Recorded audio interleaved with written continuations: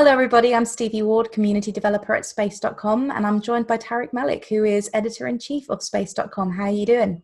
I'm doing well, Stevie. How are you doing today? I'm doing as well as can be considered. Obviously, it's been a very, very interesting month with the coronavirus pandemic, and we're curious to find out how that's actually affected the space industry. How do you think it's been going the last couple of weeks? Well, the pandemic has really affected the space industry, just as it's affected every other industry on the planet. We've had a few companies like Rocket Lab and others really stand down from all of their launch operations because they can't have workers in their factories all working together, or at their launch facilities working so close together, or their launch sites have been closed. But a lot of the space agencies are still active in one way or another. NASA, for example, has sent all of its workers home who can work from home, with the exception of some really critical people that are needed to keep the International Space Station running. There are 3 astronauts up there right now. Another crew is going to be launching soon. One crew is going to be coming back to Earth. All of those missions need to be supported. And then just across our solar system, there's rovers on Mars. There's spacecraft in orbit around the red planet. In transit to the sun, or other words, those missions all need support too. And so the people that are responsible for keeping those missions going are still doing their job, just maybe from the house, or not as many people at the centers or the control operations buildings as required. There have been some delays. SpaceX, for example, was supposed to launch a satellite for a company in Argentina. They could not do that because the people that built that satellite couldn't get to the United States because of all of the travel issues that we're having. So we're seeing a lot of those types of ripple effects that come out from the travel restrictions, the social distancing, the work from home orders affect kind of every facet. At the same time, the European Space Agency and NASA have really stepped up what they're trying to do to help their governments fight the coronavirus. NASA has a supercomputer working overtime to help do modeling, and they've actually launched a call to all of their employees to ask, who's got a good idea. We see companies like Virgin Orbit. They're a small satellite launch company, and SpaceX owner Elon Musk, his company Tesla, which is building electric cars, they've shifted to building ventilators now too, to help support that need that we're seeing around the world. And would you say there's still some really cool events coming up in the next month or so for space travel, or is it sort of all going a bit quiet, and are we seeing a de-escalation of events happening?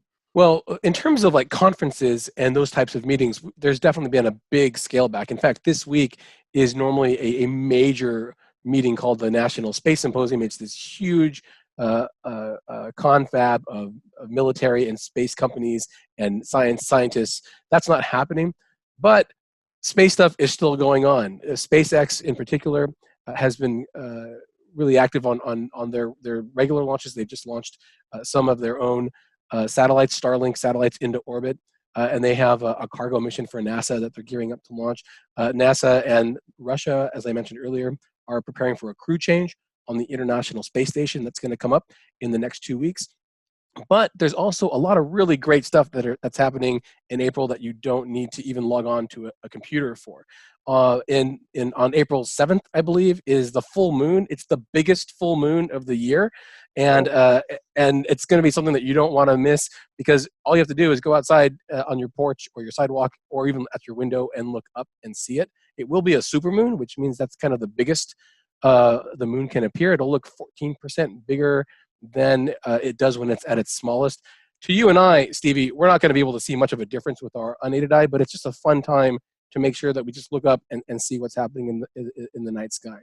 Venus, if you see a brilliant bright star around like sunset or whatnot, that's actually the planet Venus, and it is so bright this month that you just cannot miss it. And it's appearing right now in the star cluster Pleiades, the Seven Sisters. So if you see kind of like a hazy mesh of stars near that brilliant planet, that's what you're looking at. It's a star cluster, millions of light years away. On April 29th, I believe, maybe the 26th. I'll have to look that up.